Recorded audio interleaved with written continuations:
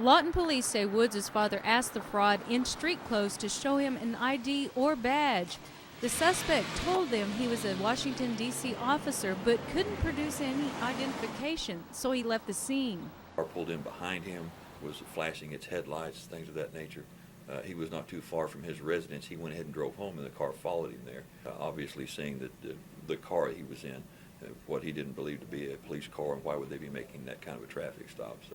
Captain John DeBoard says the suspect told Woods he was working an undercover drug operation. They also say the so-called officer drove a dark-colored Buick.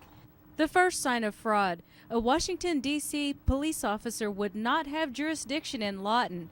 So in a case like this, when in doubt and you see an officer out of uniform, you have the right to ask for identification if he doesn't present it himself. Since if you know what a Lawton police officer's patch looks like, it's going to be on that card, and his photograph is going to be on there, and that commission card is going to be signed by the chief of police and the city manager. A real police unit is fully marked with decals, lights, and a siren. Now you will see an unmarked police car in Lawton like this one. It has hidden lights and a siren well within the law, so an officer can and will stop you for any wrongdoing.